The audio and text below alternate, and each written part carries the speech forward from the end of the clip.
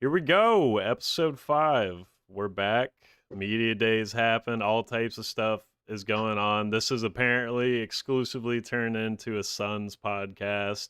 Patrick, what's up? What's going on? Basketball is somewhat back. We're close Oh to my God. preseason starting. It's good. It's good to be back. I can't believe it, man. It feels like just yesterday the finals was ending. And now we're here again. Like I said, we're talking about the Suns yet again. Y'all are always in the news. Jay Crowder we already figured Jay Crowder would get traded, but he like officially requested a trade recently and we haven't been able to talk about it. So I guess before I pass it off to you, I did want to like get your thoughts on the fact that y'all couldn't get Bojan Bogdanovic, because we'll talk about the Pistons later, but the fact that the Pistons were able to snag him up for Kelly Olynyk, and I'll play devil's advocate to that trade if you want to get into that. But how disappointed were you that y'all didn't get Boyan for Crowder and something else? Well, the frustrating thing for me was, you look at the trade itself, and I feel like we could have put together a better trade package. For me, at least, I mean, I guess it's just a matter of the Jazz are really just looking to tank at this point because Kelly Olynyk really does them no good. Saban Lee is a young guard, but he hasn't really done a whole lot in his career, but he still is young. And then some cash, but no picks involved or anything. The way I look at it is, as get them Jay Crowder, who I believe is on an expiring contract. I think Olynyk is too, but Crowder is on an expiring contract. And the main thing is Bogdanovic replaces Crowder at the 4, or obviously Cam Johnson starts, and then Bogdanovic's just a really good wing to have, but also try and get Clarkson in that deal, which that may still be in the works. I think it's pretty obvious at this point the Jazz are moving on quite a lot of players. Whether Clarkson is in their future plans or not, I'm not too sure about, but I know I've mentioned him as a target since the beginning of the offseason just for some scoring punch off the bench, which we're going to need now with Cam Johnson starting in the starting lineup. So it was disappointing because of the fact that it was just Kelly Olynyk and Saban Lee and cash considerations. I mean, that's not a very good package at all, in my opinion. I really don't understand why they couldn't get more, and I feel like they could have, but it's just frustrating because he's a good player that would have, I feel like, replaced Crowder well enough defensively and offered him way more offensively than Crowder does. Yeah, I don't know, because the way I rationalized it with the Olynyk deal, because at first, I, I mean, overall, I agree with you. Like Bogdanovich, even though he's on expiring, he's such a good player. Like you look at his stats, it's like holy crap, and he could actually defend too.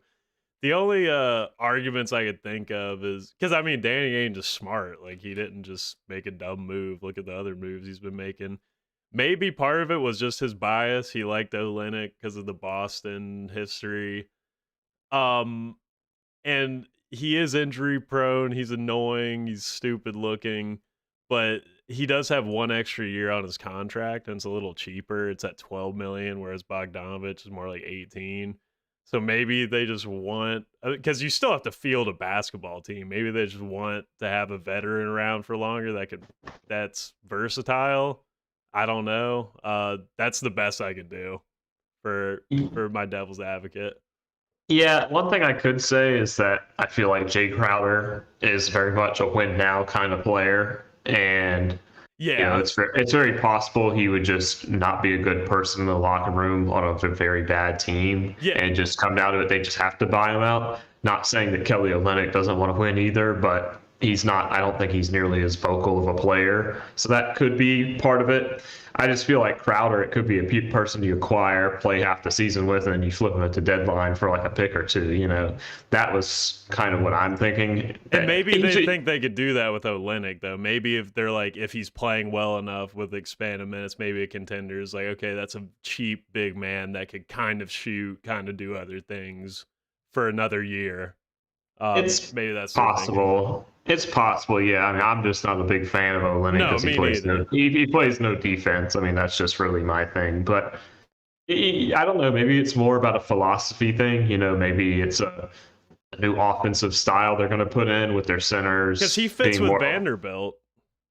That is true. That is a good point. But that's what I'm saying. Maybe it's more of like an offensive strategy. They're trying to say, okay, now we're going to have our centers be kind of score first, perimeter shooting. And because that Olynyk's kind of the archetype for that, like we did, I know it's a whole different situation, but, we brought in Rubio to be kind of like the archetype for the point guard next to Booker. And then the next season we go and we get Chris Paul, who's such a better player.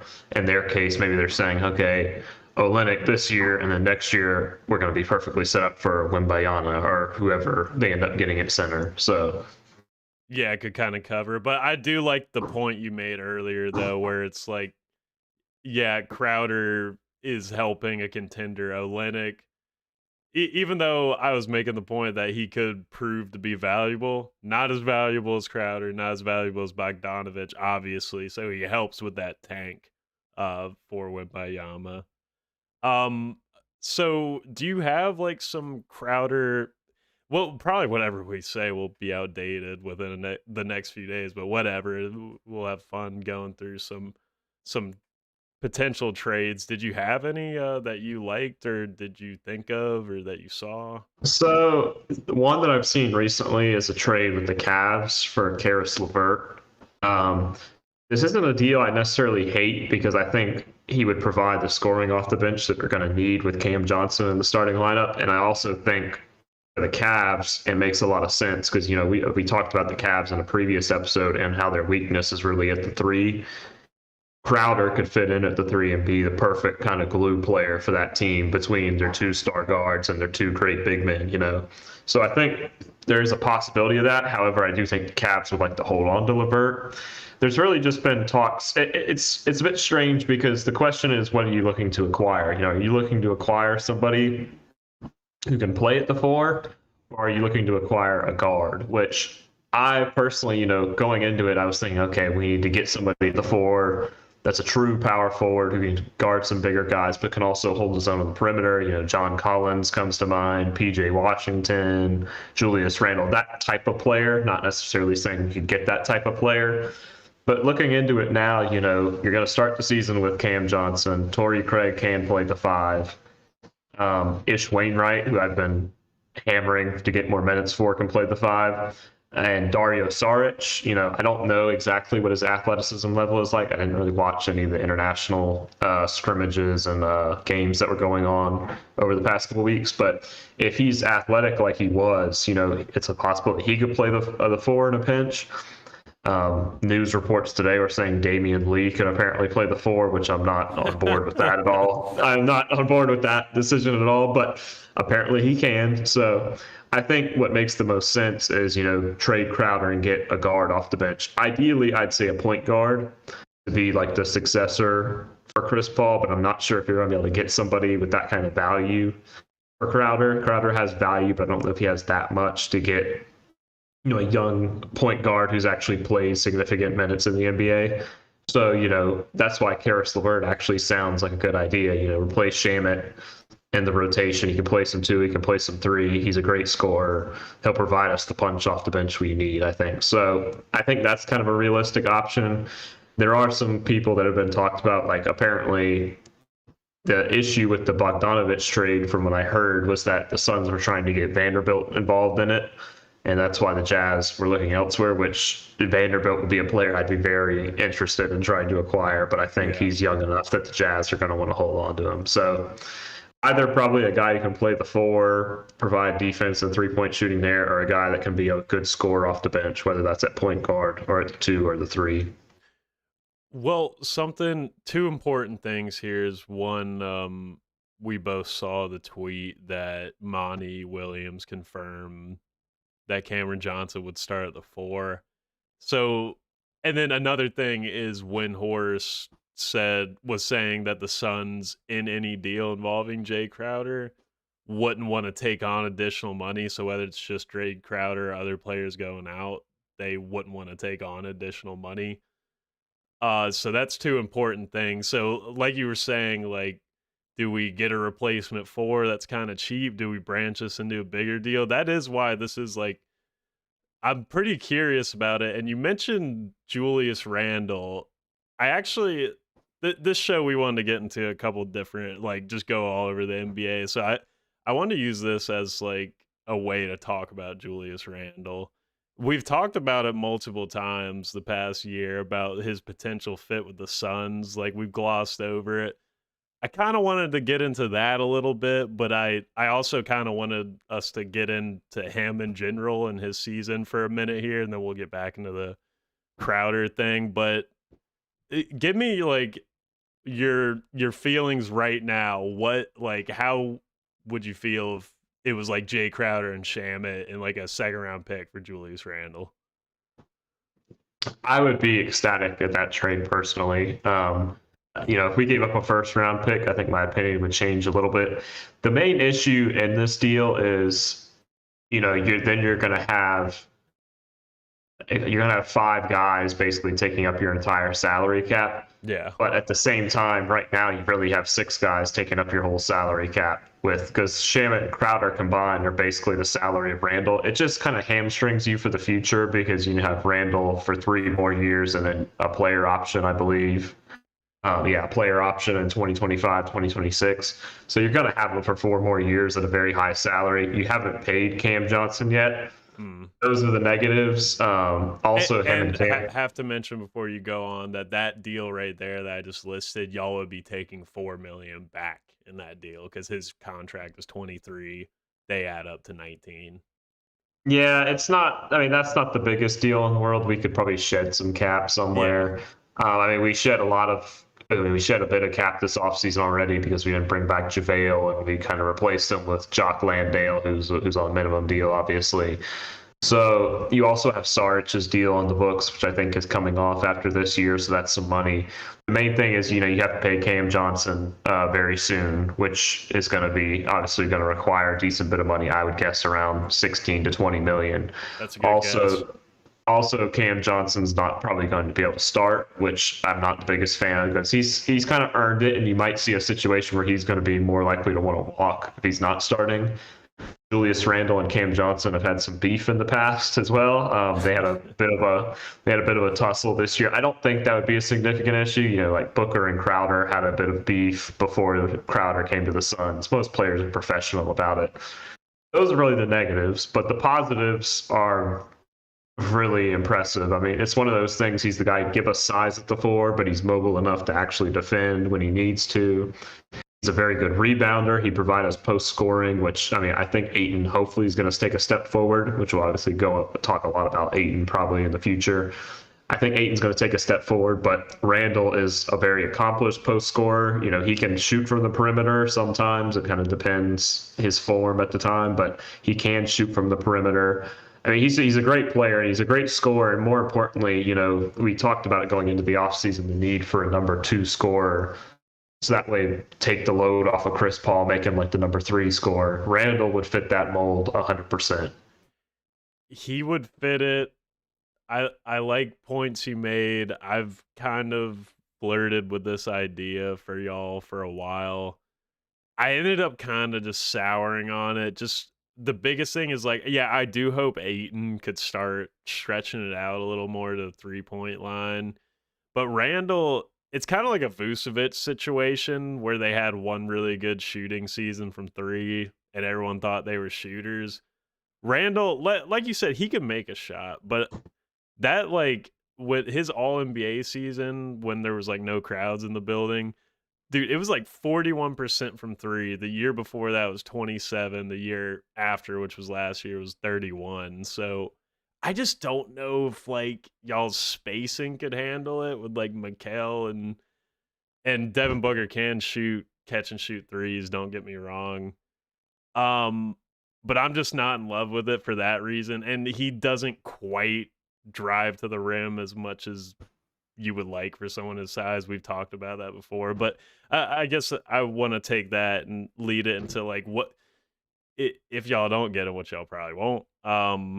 What are you thinking for his season? He's actually a big X factor player. Like, can he at least get a little bit back to where he was with his 3-point shooting? How much can he get past the mucky last season? What do you think?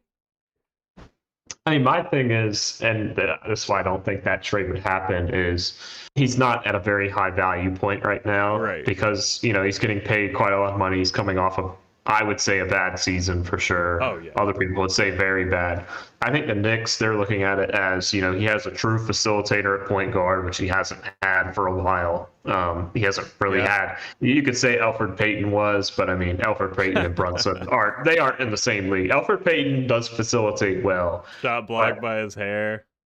yeah, but Brunson is a complete point guard, and that's going to help, I think, a lot. Just the whole flow of the offense. It'll take the load off of Randall, too, having another scorer next to him. RJ Barrett's going to be in another year of experience. He's going to take more of the load off. So I think the thing for Randall is he can't be more inefficient than he was last year. It should be easy for him to up his efficiency numbers.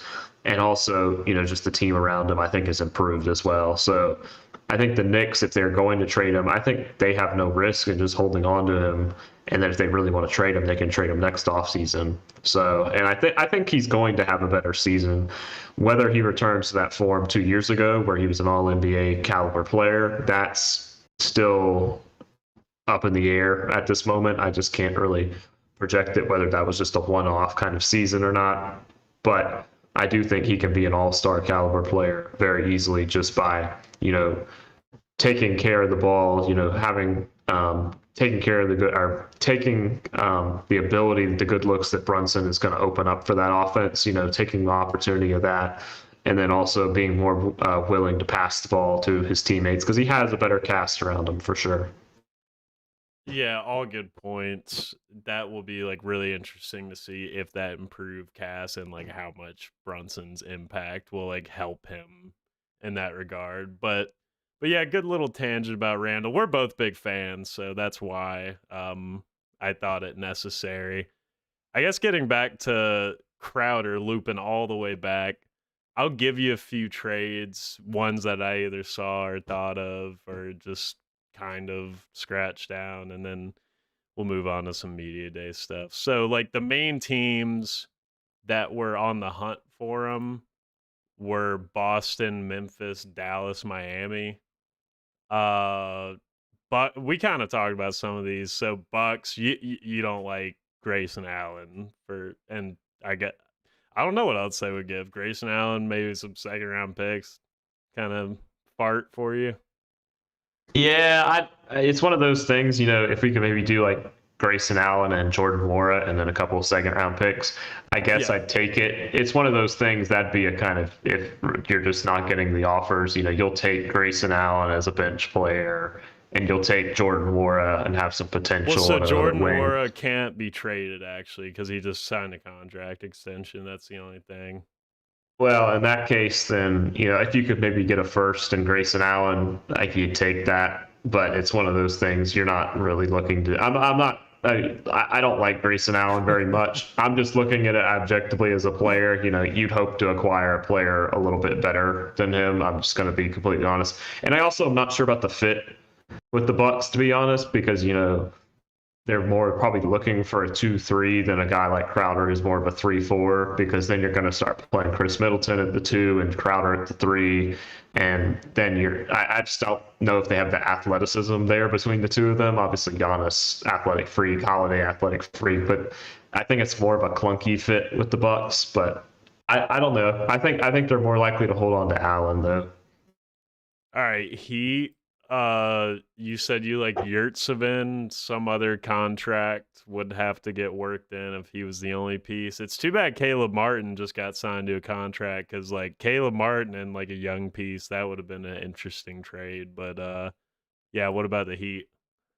Yeah, I was looking at it's one of those things, what kind of salary you're going to get, because I don't think Max Strus has the contract to actually make it work. Right. It'd probably have to be somebody like Duncan Robinson, and I don't really want to take on it. I don't really want to take on his contract. And then besides that, no other salary they have. They're not going to give up Lowry, and I don't really want Lowry. Obviously, Butler and Bam are off the table, so I just don't think it would have to be strange to make it work. I would be very interested in acquiring Yurtseven because I think somebody with his size, he could be like JaVale was for us last year, and he's young. He's just such a great rebounder, which is something we're so weak at. So I think he'd be an intriguing piece to acquire for sure. But like I said, just salary is going to make that deal a little bit difficult. All right, Boston. Not really seeing anything from Boston here, mate. Like, I guess the only player would be Grant Williams, but the contracts wouldn't even work, and I'm not sure that you would want that. Yeah, I'd be interested in acquiring Grant Williams, to be honest. Oh, I think he'd be a I think he's a smart player. He's a good glue guy. He's like Crowder in a lot of ways. Maybe not the same style as him, but he's very good defensively, which is why I'd be interested. But like you said, I don't know what contract because Smart, Brown, Tatum, Horford aren't going anywhere. Rob Williams isn't going anywhere. So where are you going to get your money from in that deal? I mean, I guess you could talk about Derek White, but there's no way they're going to trade Derek White for Jay Crowder. So I just don't know where the money would be coming from in this deal. and for Memphis, your guy Dylan Brooks, that would be the only logical thing. What do you think about that? Well, I'm actually going to surprise you here, but I would take Dylan Brooks in this deal because I do think I'm with you. I thought the same thing earlier. the only issues are, him and Booker have some pretty well documented beef. Look at So Patrick Beverly and Russell Westbrook. They love each other. Well, that is fair, but it's one of those things. It's just you're looking at the caliber of player, and it just makes sense. With that being said, I don't know if Memphis would have uh, much interest in that. I mean, they had Crowder not that long ago. I just think they'd be more interested in the fit of Brooks unless they're looking to dump money, which I don't know. After what we saw in the playoffs, maybe they're kind of ready to move on, but probably not. They probably like him. I mean, it could be one of those things where looking for somebody to take less shots and be more of just a role guy. But I think y'all could use Brooks, more guys like that. Oh yeah, I would be interested, but the thing is, I don't even think he'd start for us because I don't think he's big enough to play the four. No. And so then you'd have him coming off the bench, and how interested is he going to be in that? I would just take the pure talent of Dylan Brooks on this team for sure. Like I said, but if you could get a player who fits more at the four or as the backup point guard, I think that would make more sense. What about 76ers, George Niang and Matisse Thybulle? Your boy, George Niang. Oh, God. Your favorite player. I mean, the thing is I think you have to take that because... I don't hate it. I don't hate it either. Look, the thing is, George Niang... He's okay. He's not terrible. As much as I shit on him, like, he really is like a poor man's Cam Johnson in a lot of ways. Yeah. I don't think he has the athleticism, obviously, and the quickness and probably the defensive ability. He's not a terrible player. It's just the way Doc uses him kind of infuriates me. It's one of those things. I think Monty Williams would be smarter and not put him up against Kevin Durant and stupid stuff like that. Thybulle is obviously the big piece in that trade, and I would be very intrigued to acquire him. I'm not necessarily sure what his fit would be. I mean, just probably as a defensive stopper and that kind of stuff.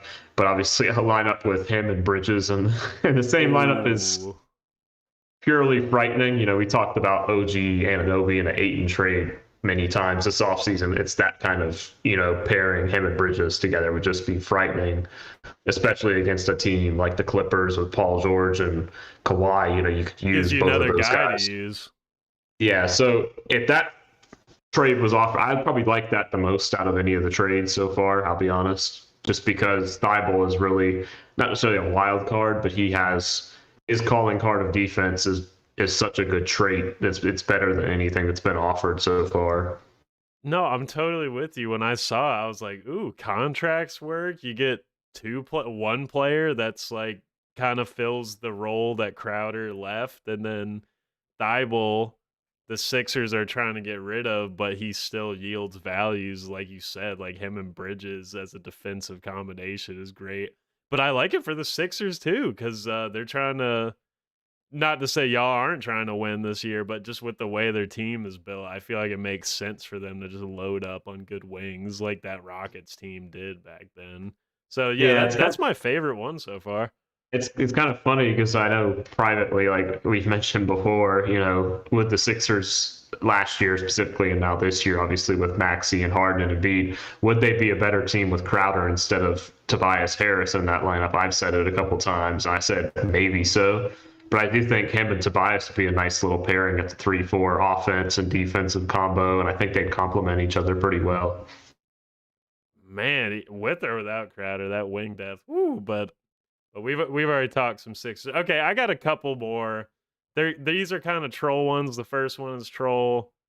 The second one isn't so much. I kind of like the second one, but the first one, it could kind of go with. You messaged me right before we started. What was it? Gordon Hayward for Shamit and Crowder. Yeah, so I'm going to be quite honest. I really kind of like this trade. I'll And take it. Deal. Let's do it. now, the one thing I do want to check on, which I'm trying to find his contract info right now, is Gordon Hayward's contract. So it is for 2 more years at 30 million. I thought there was only 1 year left, so that kind of sours that deal for me a little bit. But Gordon Hayward is, I mean, he can be a good player. Yeah. The only issue is I just don't think I'd want him starting at the 4. And Gordon Hayward shouldn't be coming off the bench. I mean, I'm going to be honest, and he's not going to start over McHale. So once again, it's kind of a It might be better for him to come off the bench because then it'll like conserve him or whatever, and he yeah. would lead the second unit, and then y'all could have. Yeah, but then I don't like that in the playoffs because then him and Bridges would have to play together. Yeah. Yeah, I don't know. The one thing I will say is, you saw it a bit with all the COVID stuff happening this year, especially earlier in the year, where Hayward was almost like another point guard. He was basically like the other point guard on the team when Ball had COVID and Rozier had COVID. I mean, that could be a role for him as kind of like not Chris Paul's backup, obviously, but him and Payne on the floor, but Hayward's the one doing the facilitating on offense. So you could see that. But I'm not, especially when it's 2 years. I mean, you're looking at the salary benefit of it. I don't really see much benefit. Obviously, Shamit's contract has an extra year, but Shamit's only getting 12 million. Hayward's getting paid 31 million. So there's really no salary benefit. And Hayward just isn't a natural enough fit that I would be interested in it, I don't think. Yeah, well, this one I saw online was a lot more. There's a lot less thinking that has to go on. It was Kelly Oubre and the second round pick. Or no.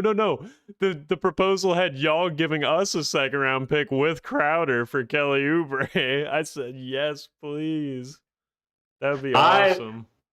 I don't really hate that, but once again, so the thing is I would not want to pick in there because I don't understand why. Well, yeah, why would y'all have to give the pick? I really don't know. I mean, I guess conch, but I mean, it's an expiring deal, so I don't really understand why it'd be a pick. In terms of the player, I really like Kelly Oubre, and I mean, the thing is talking about the fit, he's not going to be able to start at the 4. But I mean, he came off the bench for Charlotte this year, so I don't think he'd have an issue coming off the bench. He's very familiar with Booker and Ayton and a lot of the core of this team. Only thing is, I don't know, because from what I understood, it's kind of like we burned bridges by trading him, basically. That's just kind of how it was when we traded him for Paul. But I think he'd welcome a return, and it's not the worst thing. But, like we were talking about earlier, compared to like the Thibault deal, I'd definitely take the Thibault deal over Oubre. Now, but he would provide some spark off the bench scoring wise, but he's not a proven, I shouldn't say not a proven, he's not a reliable enough scorer. He's going to have dud games and stuff like that. I'd like to have somebody that provides offense consistently, like a Clarkson or a LeVert, somebody like that. That's Kelly proven but not consistent. Last one here. I really like this one, man. Fantasizing about it. Y'all, this one y'all might have to give up a little more. But what about something that involves Kyle Kuzma? I actually like that. I think I agree with you. I wouldn't be surprised if he would have to throw in a pick for that. But he's a natural wing I would want on my squad, man.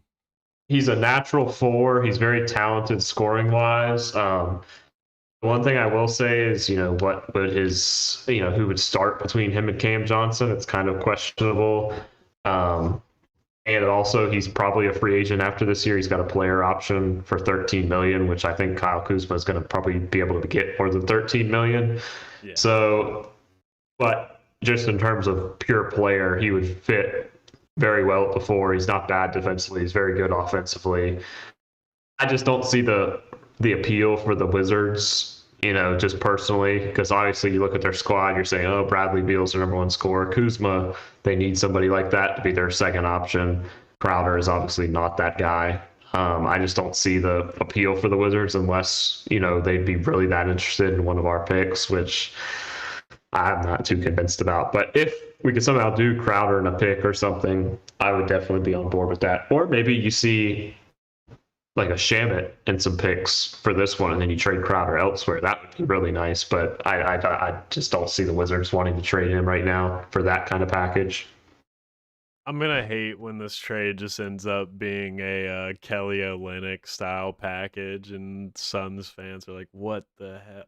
I would feel for you, dude, but who knows anymore? Because some of the trades I've gone down this summer have been pretty crazy, but we shall see. Hopefully, this gets outdated sooner rather than later, because I really am interested to see what y'all do with Crowder. Dude, have we ever have we ever spent so much time talking about trade rumors for like a role player? But I mean, it is crazy that I mean, y'all were so good last year, and the fact that he wants out. I mean, it's different. I mean, and it's important for y'all's team considering y'all are contenders. Um, Yeah, for sure.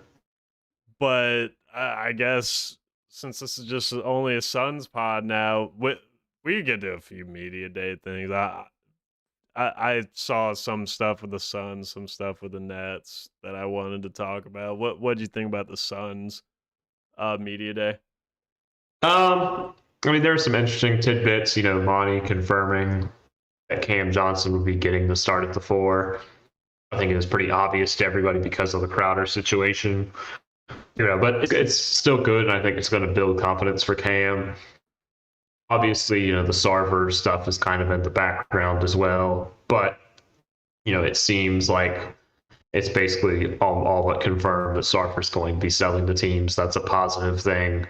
There is some intrigue, Monty Williams and DeAndre Ayton situation. The main thing has just been Ayton saying he barely talked to Monty in the offseason, which is getting people worried. The Suns players have been quick to say that really none of them really talked to Monty during the offseason and stuff. I don't necessarily buy that, and Ayton's body language really isn't the best. But it's one of those things. I think if we get in the season of winning, and if we use Ayton as the second option, which we've all been crying out for now for at least since last year, I think that's going to be it's going to be able to get his body language back up, his confidence up, and also his relationships. Because I think I don't think it's necessarily a beef between him and Monty. I think it was just kind of an incident because of what was going on when you're losing that badly in a game seven. That's just going to happen. The main thing that I did like was Monty was talking about how he's going to rely on Bridges and Cam to, kind of orchestrate some offense, create the offense for themselves. And what he said specifically, which made me happy, was he was saying, there's going to be growing pains. We'll probably be a worse team because of it. But when it comes around to the playoffs, we'll be a better team. And that was really important because it sounds like they're willing to take the risk. You can lose more games in the regular season, but we'll be a better team in the playoffs because we're not going to be relying on just Paul and Paul and Booker and Ayton to do all the scoring. You're going to have two guys to go with them. So I hope they stick to that and use that strategy because McHale has the ability and Cam Johnson has the ability to make it to where we have five really good scorers who can create their own shot. Yeah, and that's been the big thing for y'all the past few years is just the diversity in your offense, most of which, like you said, coming from Chris Paul and Devin Booker, but we've seen Mikal Bridges and Cameron Johnson to a smaller extent make plays off the dribble up the baseline, pull up mid-rangers. Those ones you hit on the Nashville courts. They could do it. So yeah, the Ayton thing, can you really blame him for having that body language? Like, I'm hoping that he bunkers in and like makes it work. But first day of work, walking into work with a bunch of people that like obviously you're beefing with, and then you've had this whole contract thing. He's still a young guy, so I feel like every time I come on this podcast, I'm defending DeAndre Ayton, but I just get where he's coming from because some days at work you're just like, F this shit, you know? Yeah. But I wanted to move to the Nets a little bit. Did you watch the Ben Simmons JJ Redick interview? I have not watched that interview, unfortunately. Okay, yeah, you should definitely check it out at some point. But I guess the main thing I just wanted to bring up from it was I'm not gonna sit here and say I'm some Ben Simmons apologist or like a Ben Simmons fan. Like I still don't think he handled the past year well at all. But that interview, I mean, it's good that he finally came out and talked about stuff because it's good to get like a human face to everything. And it left me encouraged and like hopeful that he could get back to where he was. So something he mentions in it is, you remember the back injury that was happening. Like I think it was around after he got traded from Philly to the Nets, right? Yeah. So I guess my biggest takeaway from when he was talking about it, because we do and then we don't as fans overrate injuries. Uh, but I mean, the way he described this back injury, like it was a non-contact at home injury. Like one of his discs just slipped and he just fell down. Like, and I think we talked about on the pod before, when Aaron Baines like fell and injured his back. I guess what I'm trying to say is like I just feel like we underrate how much injuries can affect the mental health of athletes. And maybe Ben Simmons' mental fortitude isn't as strong as it should be, especially for how rich he is and stuff. Like he should be showing up to work, but these NBA athletes are going through crazy like miles on their body, and maybe he was just dealing with back stuff because like I brought up on this pod about the Nets, like their team is super injury prone. Like this is not something that just started with Ben Simmons. He's had back problems consistently. I just wonder what that does to you mentally, and then mixing everything else. So what do you think of that? Well, the thing I'll say is, at the time, I think a lot of the blame really should go on the media as well. But I think a lot of it was people saying, oh, Ben Simmons, he's going to be back after the All-Star break. Oh, he'll be back by the end of March. Oh, he'll be ready for, the week before the playoffs and he'll be able to warm up for the playoffs. Oh, he might be ready when they get past the play-in and into the playoffs. Oh, he's just not going to be available at all. They kept on moving the goalposts, if that makes sense. Yeah. And so I think they deserve some blame from it. Now, whether that was coming from his camp that he might be ready or the Nets camp, I mean, they could also be blamed for that. Because like back injuries are very serious. I mean, I've seen quite a lot of athletes that, have these kind of reoccurring back issues, and it just, they're never the same player. Larry Bird is the most common example of it. It didn't ruin, obviously, but shortened what could have been an even more lengthy career for somebody like him. So I don't have any problem with him taking the time to fully heal and hopefully, this year being fully healthy and being able to contribute at that level. I do I do agree he handled the situation wrongly. With that being said, I mean, it's tough to play in Philadelphia. I think everybody knows. There are certain people who embrace it, like Joel Embiid, like Charles Barkley did, in football, Donovan McNabb, people like that. But somebody like Ben Simmons is more of a quiet person who isn't that vocal and who also can take some things to heart. That can be tough. And I'm not saying that that's necessarily the best on him, because I think as a professional athlete with that kind of money, you should be able to get through it, get a therapist, that kind of stuff. But I'm not going to hate on him for it. That's just his thing. But he's in an environment now where he doesn't have to be the guy or even the second guy. He can be the third guy. He can even probably be the fourth guy behind like Seth Curry or Joe Harris or somebody like that from a scoring load.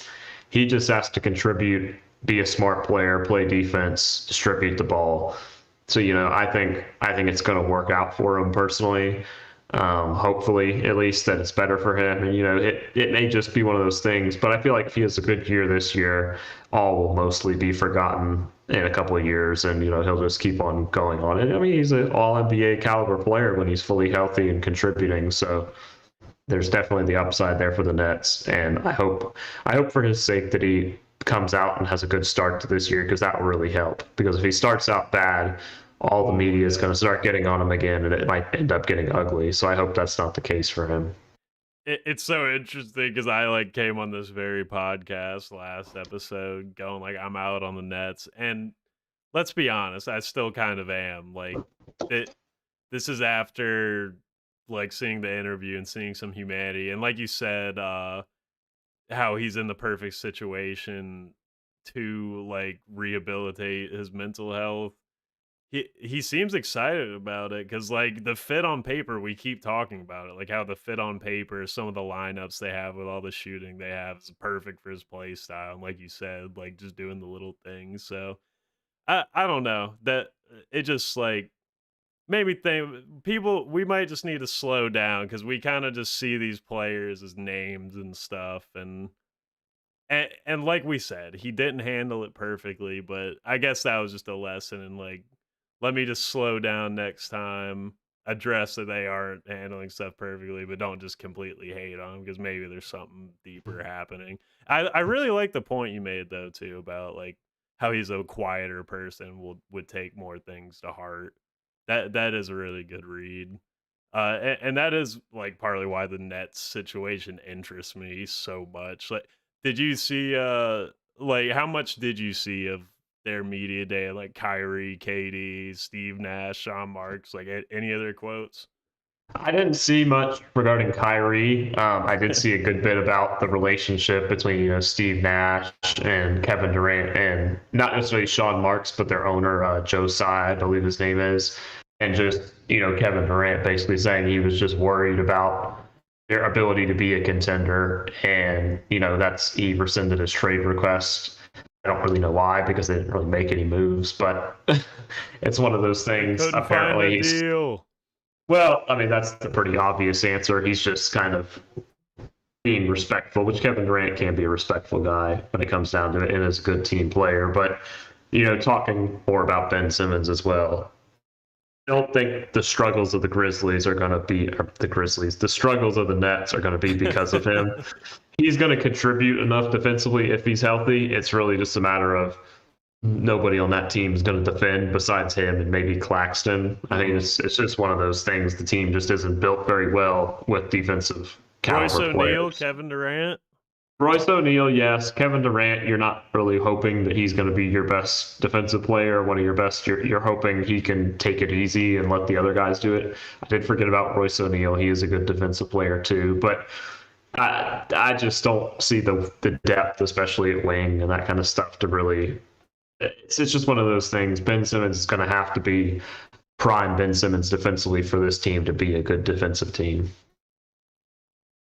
So I'll close out the media day with one quote from our very own Jaden Ivey.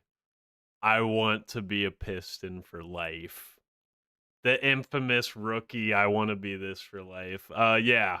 So I want to talk about the Pistons. They've been on my mind. You already know it since the draft, since even a little before the draft, but the draft escalated my hype. We talked about the Jazz's side of the Bojan Bogdanovic trade earlier. Well, now we're going to talk about a bit from the Pistons side. So pick up where you left off 30 minutes ago. What do you think of the Bojan trade for them? I think it's a great trade for them. The main thing was, we were really talking about it more from the Jazz side. Why are you looking to acquire Kelly Olynyk, that kind of stuff. For the Pistons, it gives them another option at the four, and a guy who's, in my book, probably going to start at the four. You have Marvin Bagley, who's obviously in that equation, but you look at the fit. Jerry and Grant was who they lost. Obviously, he started most of the year at the four. They traded him to the Trailblazers. I don't think Bogdanovic is that much of a downgrade. I think defensively he is, but he's not a bad defender in his own right. And the spacing is going to help, especially when this team is going to become more of a guard dominant team with Cunningham and Ivy. So I don't think it's a downgrade.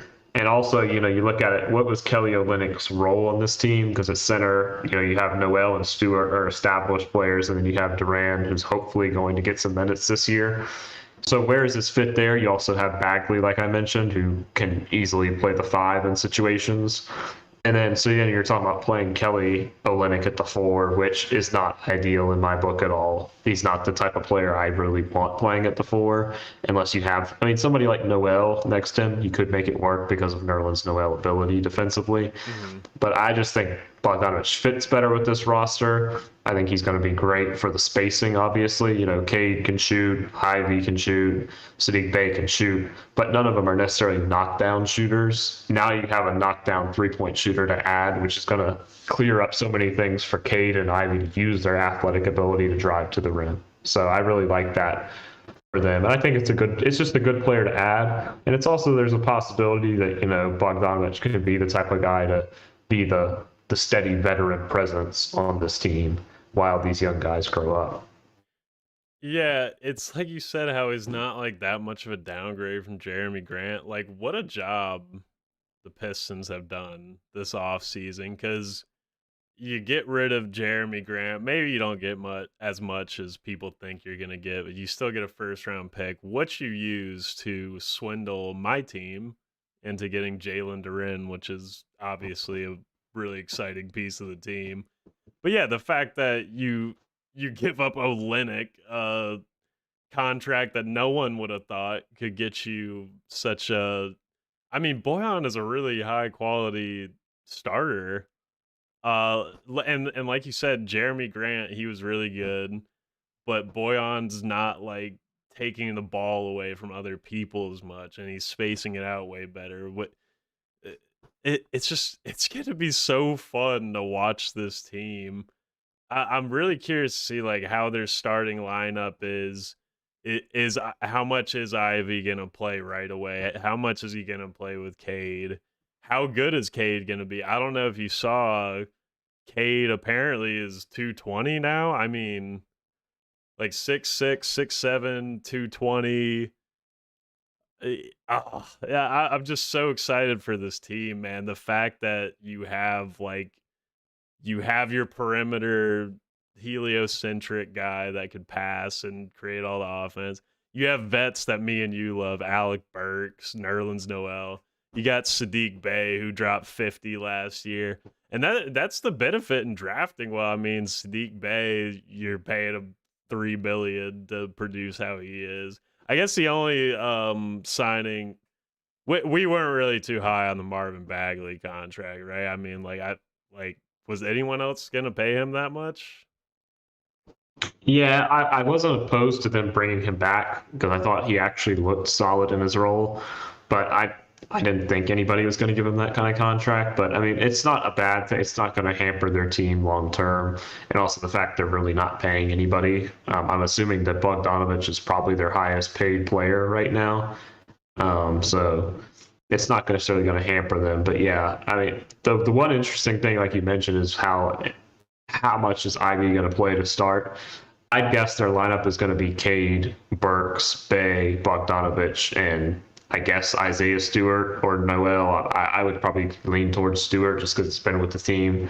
But, Ivy is probably going to be that scoring guard off the bench. And we'll just be interesting to see how many minutes he gets to start. And it may just be a thing to start off. He may just be the sixth man this year, but there's obviously long term, he is going to be the starting two guard for this team. I mean, he could probably start later in the year, but I like that lineup you just said. You get Burks and Bogdanovich in there. And I didn't even mention some of their point guard depth, by the way. I mean, you got Corey Joseph, who's like a veteran champion, but that was long ago. My boy Kemba, man. Is Kemba actually going to stick around and play a little bit? 15 minutes a game, score a little bit. He could be part of the Pistons 2022 mixtape. I don't know. Definitely one of my top league pass teams, that's for sure. But we already knew that. Magruder, you like Magruder, Patrick? I do. Well, this was another one. We kind of went all around, got a good amount of topics in. Hopefully, Crowder gets traded soon, and you could actually finally see what your full team is gonna look like. And I don't know, maybe we'll talk some Hornets soon. See if I could stomach it.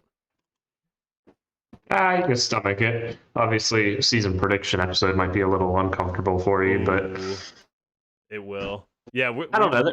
we might have to do some over under stuff for that, but that'll we'll look into it. Yep.